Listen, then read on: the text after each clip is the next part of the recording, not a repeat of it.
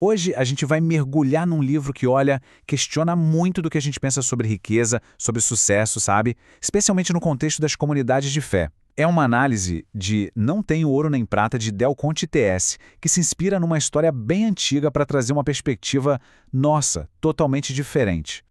E tá aqui, é essa frase que é a base de tudo. Dita pelo apóstolo Pedro, ela é o ponto de partida para todo o argumento do livro. Uma declaração que basicamente redefine o que é ter poder e o que é riqueza de verdade. Vamos ver como o autor desenvolve isso. Essa frase, então, já nos joga direto na pergunta central do livro. Num mundo tão focado em influência, em recurso material, onde é que uma comunidade de fé busca sua força de verdade? É essa questão que vai guiar toda a nossa conversa aqui. E, para começar a responder, o livro nos leva numa viagem no tempo. Ele olha para a igreja primitiva não só como um fato histórico, mas como um modelo ideal de fé em ação, quase como uma planta baixa a ser estudada. E as características dessa comunidade são impressionantes, né? Pensa só, eles viviam sob uma perseguição brutal. E mesmo assim, a resposta era uma solidariedade radical, partilhando tudo. A vida acontecia em comunidade, e a liderança não vinha de status social, mas de algo completamente diferente. O livro chama essa liderança de autoridade espiritual. Não tinha a ver com poder político, nem com grana. Era uma autoridade que vinha de uma conexão genuína com o divino e que se mostrava no serviço, na humildade. Os apóstolos, como o texto mostra, eram servos do povo. Então, o ponto central é esse. A escala de valores era invertida em relação à nossa hoje. O maior tesouro, a verdadeira riqueza, não era o que eles tinham no bolso, mas a presença de Deus ali, viva, no meio deles. E é essa ideia que cria um contraste enorme com os desafios de hoje. E agora a gente avança no tempo para ver como tudo isso bate de frente com a nossa realidade. O livro argumenta que a igreja hoje encara um desafio que é sutil, mas muito poderoso: a influência do materialismo. A crítica principal do autor é que essa mentalidade da nossa sociedade, que valoriza o sucesso financeiro, o acúmulo de coisas, pode acabar se infiltrando de fininho nas comunidades de fé. Isso pode levar a uma confusão bem perigosa entre o que é bênção espiritual e o que é só prosperidade material. E esse quadro aqui, olha, ilustra o conflito perfeitamente.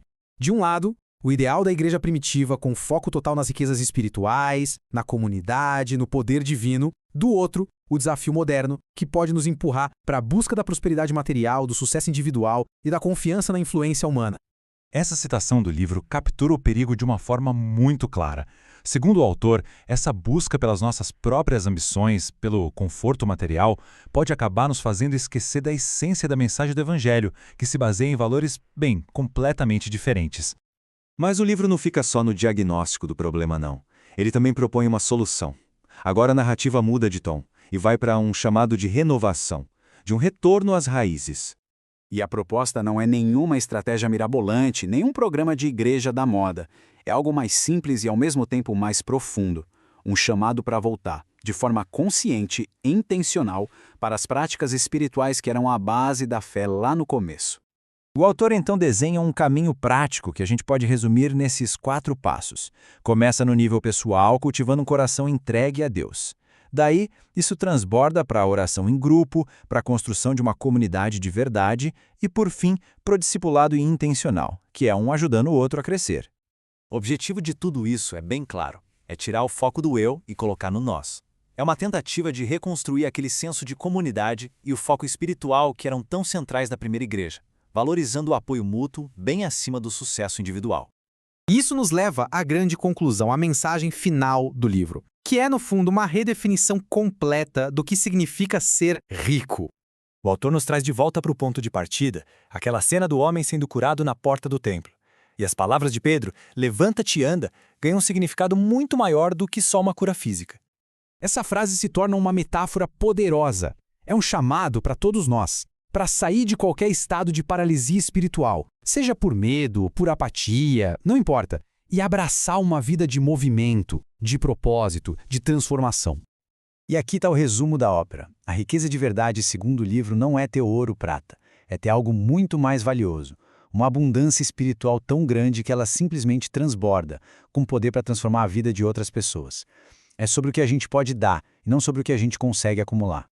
E no final, ficamos com essa reflexão. Numa sociedade que vive nos dizendo que sucesso se mede pelo que a gente tem, o livro nos desafia a olhar para dentro e a nos perguntar: qual é o nosso maior tesouro? Porque, no fim das contas, a resposta que damos a essa pergunta pode definir absolutamente tudo.